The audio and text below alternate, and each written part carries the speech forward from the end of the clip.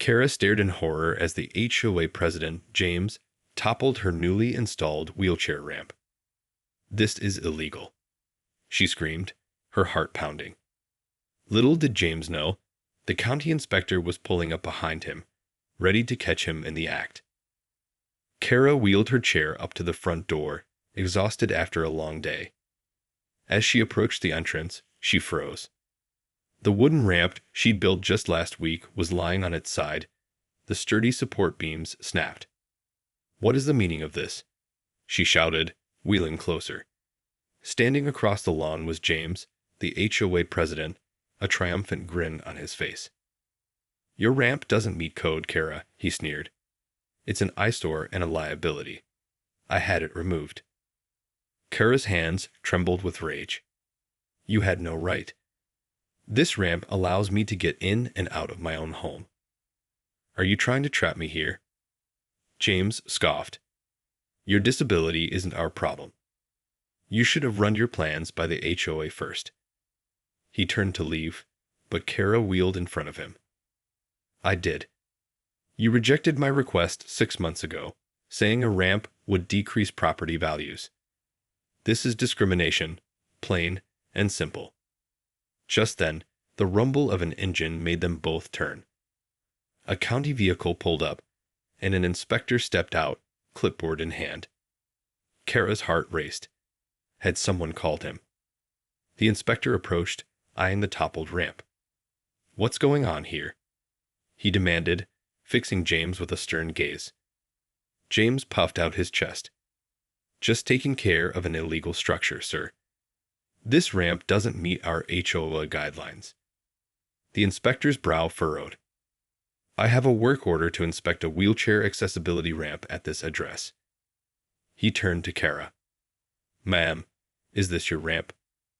Kara nodded, her eyes welling with tears of relief. "Yes, it is. James had it destroyed without my consent." The inspector's expression darkened. "I see." He scribbled something on his clipboard, then fixed James with an icy stare. "Mr. President, you're in violation of the Fair Housing Act. Tampering with a disabled resident's accessibility modifications is strictly prohibited." James paled. But the HOA. "The HOA has no authority to override federal law," the inspector interrupted. "I'm issuing you a citation and ordering the ramp to be restored immediately, at the HOA's expense." He turned to Kara. "Ma'am, I'll make sure you get the proper permits and approvals straightened out. This won't happen again." Kara could hardly believe her ears. "Thank you," she whispered, a wave of gratitude washing over her. Justice had been served, for now, but she knew the battle with the HOA was far from over. As the county inspector left, Kara wheeled up to the destroyed ramp, her heart sinking. The wooden beams were splintered, the smooth surface she'd worked so hard on now reduced to rubble. "This is unbelievable," she muttered, running her fingers over the damage. Just when she thought she'd finally gained some independence, the HOA had taken it away. Kara heard the front door slam and looked up to see James storming towards her, his face flushed with anger. "You just had to get the authorities involved, didn't you?" he spat. "Now the HOA is on the hook for rebuilding your precious ramp."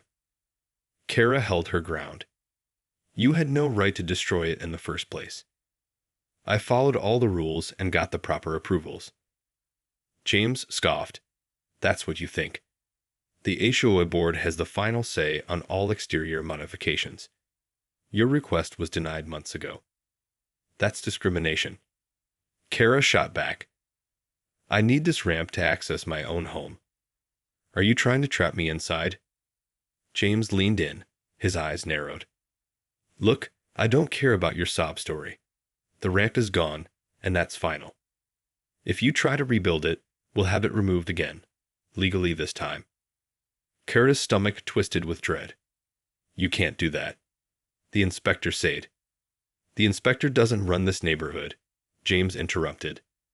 "The HOA does, and we don't want your unsightly ramp ruining our property values."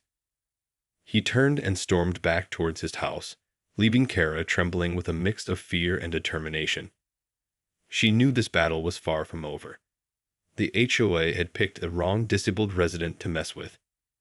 Kara wheeled over to the splintered ramp, her mind racing. She would not be intimidated or bullied. It was time to escalate this fight, and she knew exactly who to call. Kara's fingers trembled as she dialed the number, her heart pounding. After a few rings, a familiar voice answered. "Hello? Mom, it's me. I need your help." Kara's mother, Maggie, could hear the distress in her daughter's voice. "What's wrong, honey? Are you okay?" Kara quickly recounted the confrontation with James and the HOA's blatant disregard for the law. "Those heartless vultures," Maggie exclaimed. "They can't just destroy your ramp like that. It's discrimination, plain and simple." "I know," Kara said, wiping away a tear. "The inspector cited them, but James said they'll just remove it again, legally, next time. I don't know what to do." Maggie's voice hardened. "Don't worry, sweetheart. I'm coming over there right now. We're going to fight this together." Kara felt a surge of relief. "Thank you, Mom. I'm so glad you're on my side." "Always," Maggie said firmly. "No one messes with my daughter and gets away with it. I'll be there as soon as I can." As Kara hung up the phone, she felt a glimmer of hope. With her mother's unwavering support, she knew she stood a fighting chance against the HOA's bullying tactics. But she also knew this was just the beginning of a long and arduous battle. James was about to learn a valuable lesson. Never underestimate the fierce determination of a disabled woman and her protective mother. True to her word, Maggie arrived at Kara's home within an hour, her brow furrowed with concern. "Oh, sweetheart," she said, gently embracing her daughter. "This is unacceptable." Kara nodded, gesturing to the broken ramp. "I can't believe they did this. And the inspector said they have to pay to fix it, but James threatened to just remove it again." Maggie's eyes narrowed. "Well, we'll see about that. This is clear-cut discrimination, and I won't let them get away with it." She wheeled Kara inside and sat down, her mind racing. "Okay, here's what we're going to do. First, I'm going to call the Fair Housing Council and file a formal complaint. They can send a representative to mediate this situation." Kara nodded eagerly. "Good idea. I want these bullies held accountable." "You bet," Maggie said, already dialing the number. "And I'm also going to reach out to the local news stations. We need to put pressure on the HOA and expose their unlawful behavior." As Maggie waited for the call to connect, Kara felt a surge of gratitude. Her mother's unwavering support and determination gave her the strength to keep fighting. "Thank you for being here, Mom," she said softly. "I don't know what I'd do without you." Maggie reached over and squeezed Kara's hand. "You'll never have to find out, honey. I'm in this with you, all the way." Just then, the call connected, and Maggie launched into a detailed account of the HOA's actions. Kara watched, her heart swelling with hope. With her mother on her side, she knew they could take on the HOA and win. Over the next few days, Kara and Maggie went into full-scale battle mode. Maggie made countless calls, fired off strongly worded emails, and even paid a visit to the HOA president's house. "You listen to me, James," Maggie had said, her voice dripping with barely contained fury. "If you so much as lay a finger on that ramp again, I'll have the Fair Housing Council and every media outlet in the county on your doorstep faster than you can blink." James had paled, his bravado visibly deflating. "This isn't over," he had muttered, before slamming the door in Maggie's face. Now, as Kara waited anxiously for the Fair Housing Council mediator to arrive, she couldn't help but feel a sense of cautious optimism. With her mother's tireless efforts, the HOA was clearly on the defensive. The doorbell rang, and Kara took a deep breath before opening the door. A middle-aged woman with a kind but determined expression stood on the porch. "Ms. Kara Walters," she asked. "I'm Evelyn, the Fair Housing Council mediator. May I come in?" Kara nodded and ushered her inside, gesturing to the broken ramp. Thank you for coming. As you can see, the HOA president destroyed my wheelchair ramp without my consent. Evelyn frowned and made a note on her clipboard. I see. And you say he threatened to remove it again, even after the county inspector cited him? Yes, Kara replied. He claims the HOA has the final say on all exterior modifications, even though I had the proper permits. Evelyn's brow furrowed. That's a clear violation of the Fair Housing Act. Disabled residents have the right to make reasonable modifications to their homes. She paused, her gaze hardening. I'll need to have a conversation with Mr. James and the rest of the HOA board. Just then, the doorbell rang again. Kara hesitated, then wheeled over to the door, Evelyn close behind her. When Kara opened it, she found herself face to face with a news crew, cameras already rolling. Ms. Walters, the reporter asked. We're from Channel 5 News. We've heard about your situation with the HOA and would like to do a story. Are you available for an interview? Kara glanced at Evelyn, who nodded encouragingly. Absolutely, Kara replied, a new sense of determination filling her. Let's expose this injustice. The news crew quickly set up their equipment, and Kara took a deep breath as the reporter turned to her with a sympathetic smile. Ms. Walters, thank you for speaking with us today. Can you tell our viewers what happened with your wheelchair ramp? Kara recounted the confrontation with James and the HOA's blatant disregard for her rights. As she spoke, the reporter's expression darkened. And the county inspector cited the HOA for this violation? The reporter asked. Kara nodded. Yes, but the HOA president threatened to remove the ramp again, even though it's required by law. The reporter shook her head. That's unacceptable. Disabled residents have the right to make reasonable modifications to their homes without fear of retaliation. She turned to the camera. As you can see, the wheelchair ramp that allowed Ms. Walters to access her own home has been destroyed, leaving her trapped and unable to come and go as she pleases. Kara felt a surge of gratitude. Finally, her story was being heard. The reporter continued, We've reached out to the HOA president for comment, but he has not responded. We will continue to follow this story and hold the HOA accountable for their unlawful actions. As the interview wrapped up, Kara wheeled over to Evelyn, her eyes shining with unshed tears. Thank you for being here, she said. I couldn't have done this without you and my mom. Evelyn smiled warmly. You're very welcome, Ms. Walters. The Fair Housing Council is committed to ensuring your rights are protected. I'll be meeting with the HOA board shortly to discuss a resolution.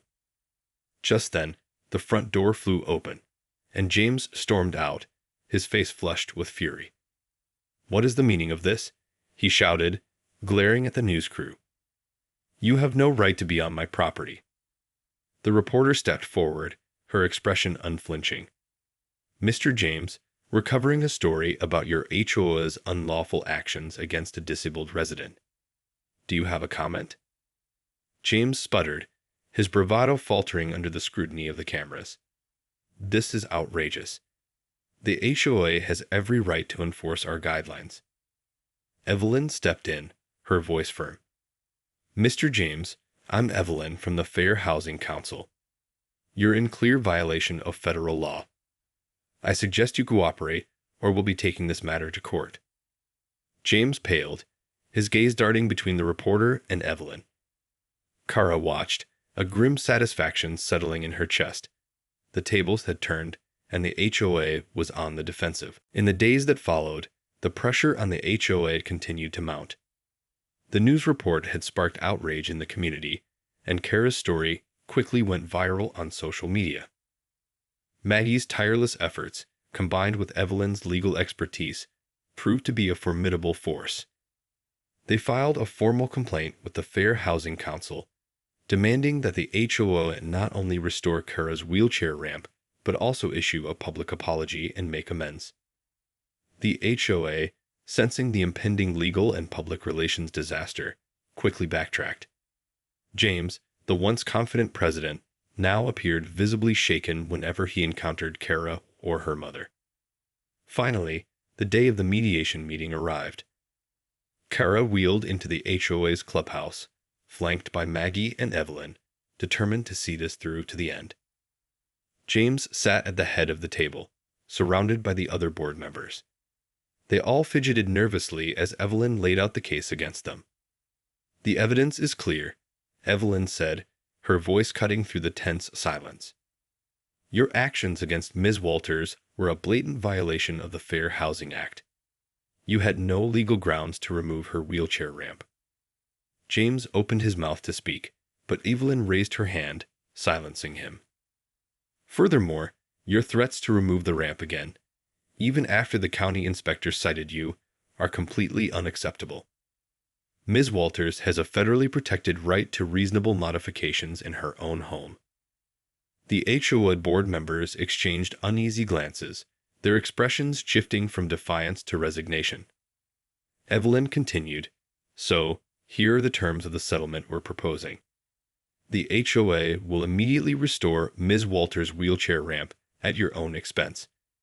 You will also issue a public apology and commit to fair housing training for all board members."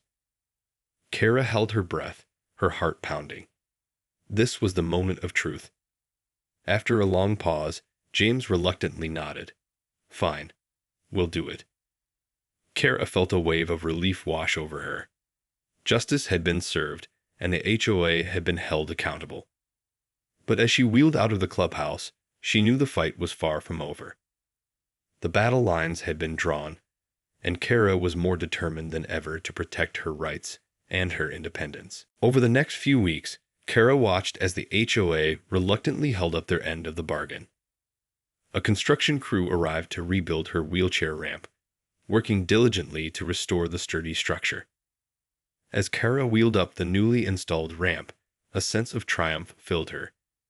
She has stood up to the HOA's bullying tactics and emerged victorious, with the help of her tireless mother and the Fair Housing Council. The public apology from the HOA board was likewise a bittersweet victory. James, his face etched with resentment, read the statement at a community meeting, his words dripping with forced sincerity. "The HOA acknowledges that we acted in violation of the Fair Housing Act in our treatment of Ms. Kara Walters. We are committed to rectifying our mistake and ensuring that all residents, regardless of disability, are treated with the respect and accommodation they deserve." Kara watched the proceedings from the front row, her mother's hand firmly gripping her shoulder. As James finished the statement and stepped away, Kara couldn't help but feel a twinge of pity mixed with her sense of justice. "It's over, honey," Maggie whispered, giving Kara's hand a gentle squeeze. "You won." Kara nodded, a bittersweet smile on her face. "I know. But I can't help feeling like this is just the beginning." The battle with the HOA had been won, but Kara knew that the war for true equality and accessibility was far from over. She would remain vigilant, ready to fight for her rights and the rights of all disabled individuals in her community. As Kara wheeled up the newly restored ramp and into her home, she felt a renewed sense of purpose. This was her victory, but it was also a victory for everyone who had ever faced discrimination and injustice. And she was determined to use this experience to inspire and empower others to stand up and demand the respect and accommodation they deserved. The fight was far from over, but for now, Kara savored the sweet taste of justice. She had won this round, and she knew she would be ready for whatever challenges lay ahead.